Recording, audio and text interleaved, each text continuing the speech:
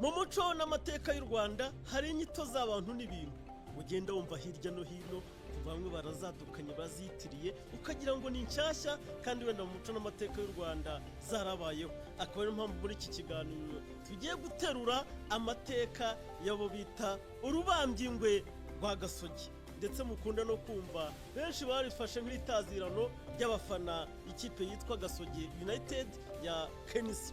Mu muco n'amateka y'u Rwanda urubambyingwe rwabayeho, kandi koko ruba ibihangange ntakumirwa, rurwanya umuhisi n'umugenzi, ndetse rukagusha ruhabo ababasha kuza kurusumira bashaka kururwanya. Ariko se mu by'ukuri urubambyingwe mu mateka y'u Rwanda ni iki? Nk'uko amateka y'u Rwanda abidutekerereza, urubambyingwe wari umutwe w'abahigi b'abakogoto b'umuheto bari batuye mu murenge wa Gasogi mu karere muri komini Rutunga mu 1940. Amateka ntabwo agaragaza neza igihe waba waravukiye, ariko birazwi neza yuko wabayeho hasaga mu 1941 kugeza 1963.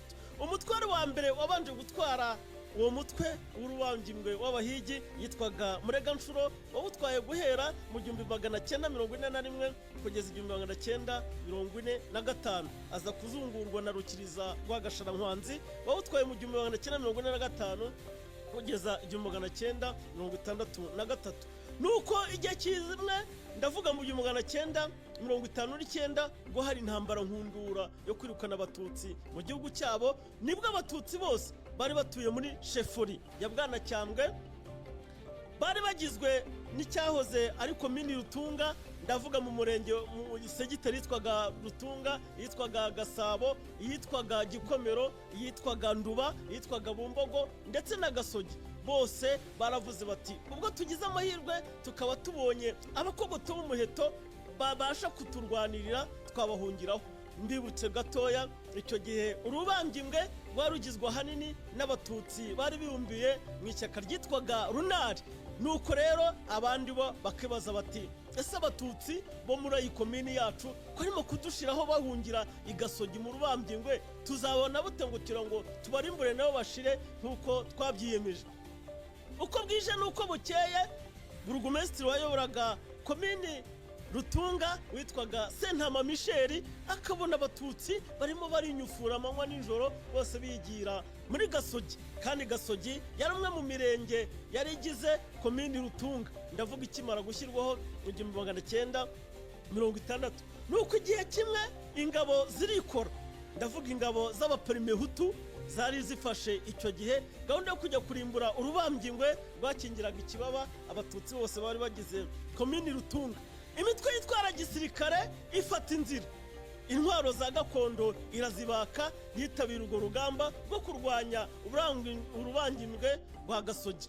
Iyo mitwe niyikurikira: hari abavuza cyuma ba segiteri Gasabo batwarwaga n'uwitwaga Ndemezo, hakaza imbonezamihigo za segiteri Kayanga zatwarwaga na Rwanyonga Stanislas, hakaza Amaragishyika ba segiteri Gikomero batwarwaga na Sekajeje bitaga Inkonyabiti, hakaza abakonya b'Ibumbogo batwarwaga na Murasangabo Taunest, hakaza Insengamihigo zo kwa Gakenyeye, Ishango na Gishaka zatwarwaga na Mugasi, hakaza imbanzarugamba za segiteri Nduba zatwarwaga na Gakwavu ka Bisomeramiri, n'abandi bose bibumbira mu baperimehutu baravuga bati tugiye kurimbura urubambyingwe rwa Gasogi rwacumbikiye abatutsi tukaba twarabuze burundu. Nubwo iyo mitwe yose yari ifite abagabo bayo nk'uko tumaze kubivuga, ariko umugaba mukuru w'iyo mitwe yose yari Sentama Michel, ari urugomistri wa komini Rutunga. Muri ibyo bihe urugamba rwo kurwanya urubambyingwe rwa Gasogi rwakozwe mu bice bibiri. Hariho igice cya mbere cyabaye ahasaga ahayingayinga aharenga umwaka w'1961 kugeza 1962, hakaza n'urugamba rwa kabiri barwanye mu 1963. Umutware cyangwa se umugaba w'ingabo z'urubambyingwe muri icyo gitero yari uwitwa Gasharankwanzi yari witwa Rukiza rwa Gasharankwanzi, ndetse n'umuhungu we witwaga Kumuyange wari umukogoto w'umuheto byahebuje. Nuko baragenda urugamba rurema, urugamba rwaremeye aho bita mu kiziba cya Jurwe, ubu ngubu ni mu murenge wa Rusororo.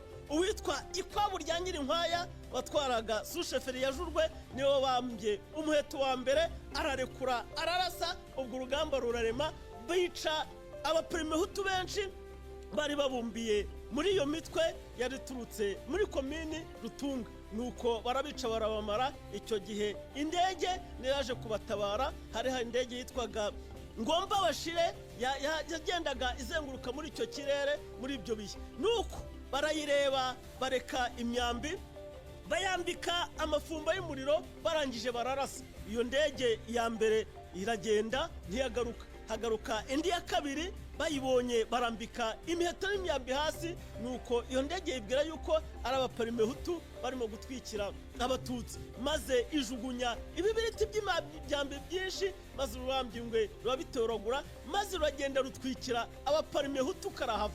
Urwo babaciraga rwo kubatwikira aba ari rwo babishyura, kuko bashakaga kubica bakaramara.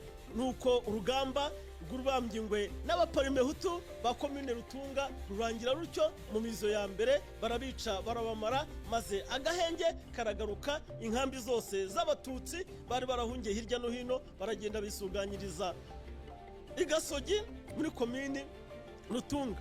Urugamba rwa kabiri rwongeye kurema 1963, ariko noneho rwari rukaze, kuko rwo rwahuruje abo bitaga abasirikare ba Kamina, baraza bahagarikira uwitwa Munyakazi Karaveri wari wazunguye Sentama Michel ku buyobozi bwa komini Gikomero, araza barabahagarikira. Noneho abatutsi barabica baramara, abarokotse bahungira i Burundi, abandi bahungira mu gihugu cya Uganda. Amaherezo y'urubambyingwe rwa Gasogi arangira atyo, babishe babamaze, abinyufuye baragenda bahungira mu bihugu by'amahanga nk'uko n'abandi batutsi bari barahunze.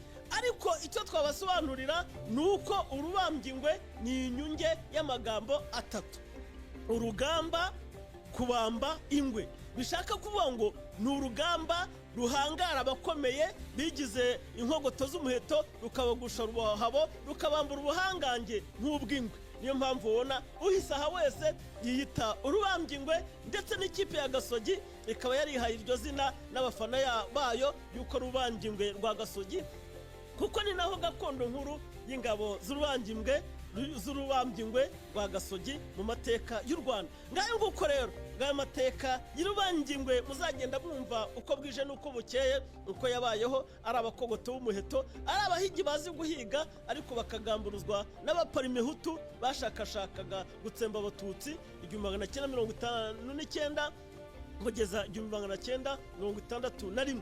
Tubutse yuko Ikwabu rya Nyirinkwaya watwaraga susheferi ya Jurwe, umwe wabimburiye abandi mu kuyekura umuheto ngo yivugane abari babateye, yari uwo mu nzu y'abazenga bo kwa Kazenga kandi barasa mu muryango mugari w'Abanyiginya. Ngayo nguko rero, murakoze murakarama, Imana y'u Rwanda ihorana namwe. Ngiyi inkomoko y'urubambyingwe rwa Gasogi twumva mu mateka y'u Rwanda.